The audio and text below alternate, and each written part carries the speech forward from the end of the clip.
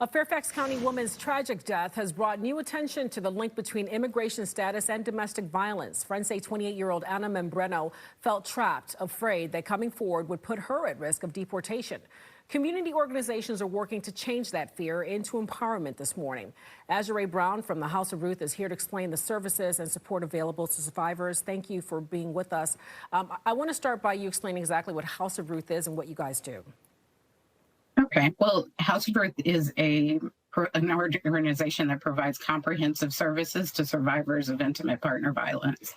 So we have a 24-hour hotline, legal clinic, emergency shelter, counseling services, and an abuse intervention program for those who are using those abusive behaviors in their relationships. What unique challenges do immigrants and undocumented survivors then face when seeking help? Well, as you know, we've been flooded with images of ICE raids and threats of deportation, families being separated. And that's the fear that people are facing and not knowing who to trust when they do need help.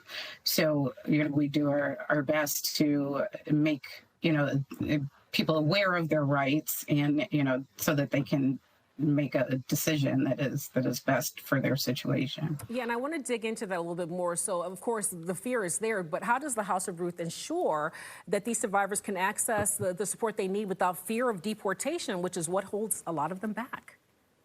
Well, it's important for folks to know that there are federal protections in place. Confidentiality is the cornerstone of the work, the services we provide for everyone, regardless of immigration status. We are actually not legally allowed to discriminate against people based on their immigration status.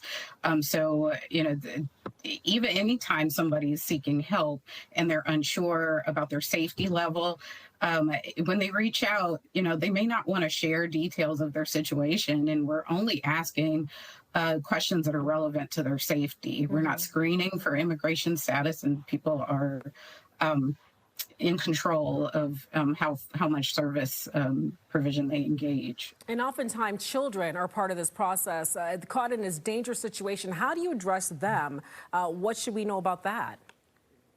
Well, I think it's important too, if someone is seeking to leave an abusive relationship, oftentimes they're not immediately looking to leave. They're just trying to reduce risk where they are.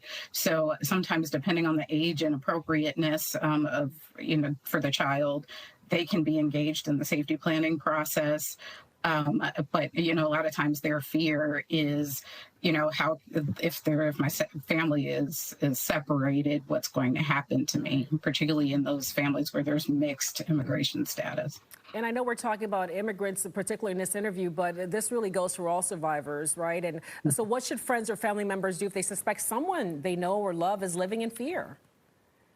I would encourage folks, the same services that contacts that we recommend for survivors, that, friends and family educate themselves about the services that are available, the dynamics of abuse, so that, they can be a support that, is educated, knows who to refer folks to, and not make recommendations that could increase someone's danger level. Indeed. And so as a whole community, how do we break down the barriers that keep survivors silent? And I know we only have about 30 seconds, but how can we begin to do that?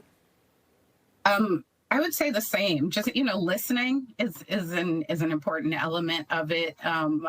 Helping folks reach out. Sometimes it's, just holding someone's hand and being willing to not judge and, help connect folks to the services that are available. And how can people find the House of Ruth? You have contact information?